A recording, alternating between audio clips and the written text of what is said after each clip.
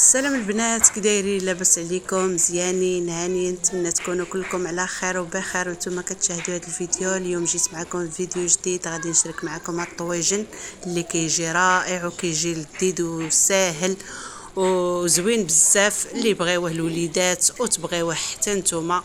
كما كتشوفوا الطاجين بالكفته ديال الحوت والروز اللي كيجي رائع رائع بزاف البنات وسهل. يعني خليكم مع المقادير وطريقة التحضير.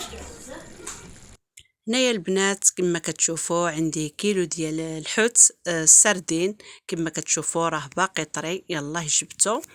غادي نضرب له غسله. راكم عارفين كل واحد راه كيعرف يغسل الحوت. هنايا كما كتشوفوا غادي نحيد له ديك الراس ديالو وغادي نقيه مزيان، غادي نحيد له ديك السنسول وغادي نحيد له ديك الجلده الفوقانيه، ومن بعد عاد غادي ندوز باش نطحنو.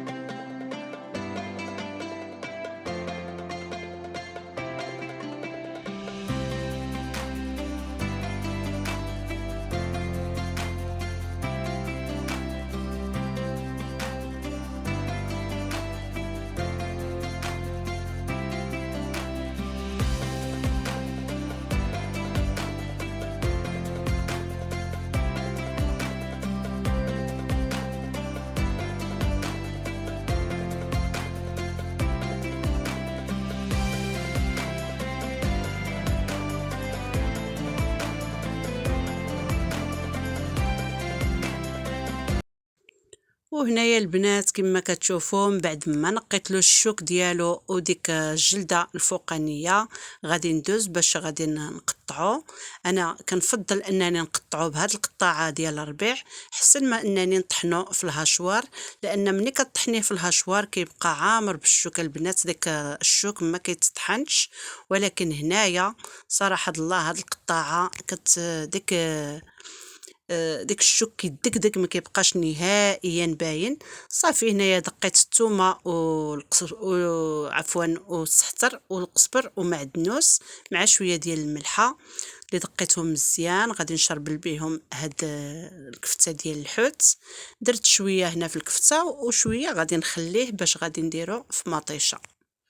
هنايا غادي نضيف التوابل، غادي نضيف له الكمون والفلفله حمراء والملحه. خلاص راني دايراها في مع الثومه والقزبر، وغادي نعصر عليه واحد التعصيره ديال الحامض وغادي نشرملو مزيان ونخليه كيشرب ديك التشرميله.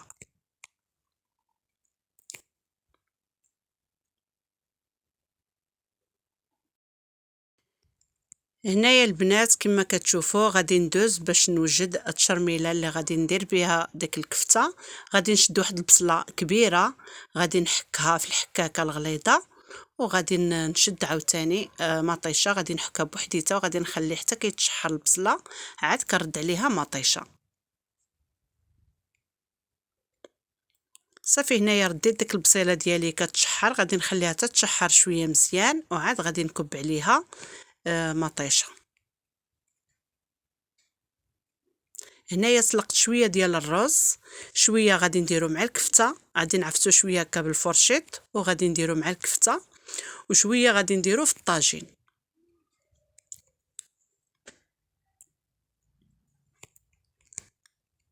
صافي هنا كما كتشوفوا غادي نضيف داكشي اللي عفست بالمغروفه، غادي نديروه فوق ديك الكفته وغادي نخلطو مزيان باش يتشرب داك التشرميله حتى هو.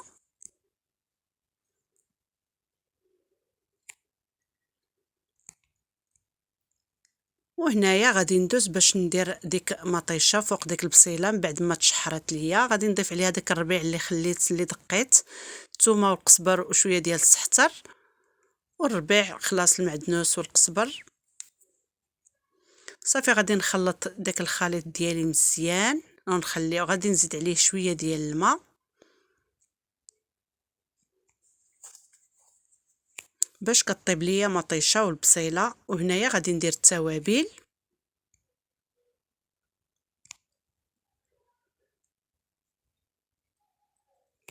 بالنسبه للتوابل غادي ندير البزار،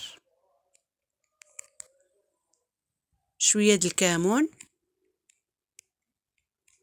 شويه ديال الفلفله حمراء، شويه ديال القزبر حبوب وشويه ديال الخرقوم. صافي وغادي نخلط هاد العناصر وغادي نخلي الطويجن ديالي يطيب على الراحه ديالو. من بعد عاد غادي ندير عليه ديك الكويورات ديال الكفته.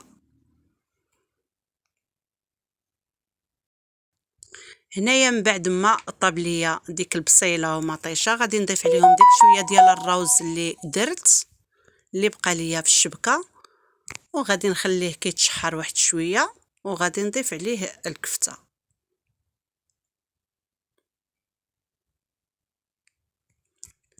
هنا كما كتشوفوا من بعد ما تشحر ديك الروز وديك الترميله، هنا غادي نستف عليه داك الكويورات ديال الكفته اللي كورت،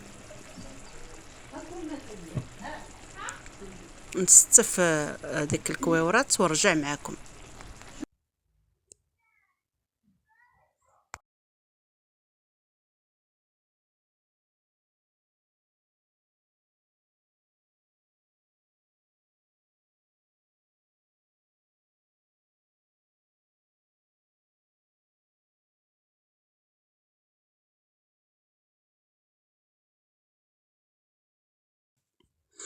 هنايا كما كتشوفوا غادي نشد على الطاجين ديالي وغادي نخليه كيطيب على الراحه ديالو. وكان هذا هو الطويجن ديالي اللي كيجي رائع وكيجي بنين ولذيذ. البنات غير جربوه غادي يعجبكم ان شاء الله. كنتمنى هذا الفيديو يكون نال الاعجاب ديالكم، وإلا عجبكم ما تبخلوش عليا بلي لايك ديالكم، تشجيعاتكم. مع السلامه، الى فيديو قادم ان شاء الله. مع السلامه.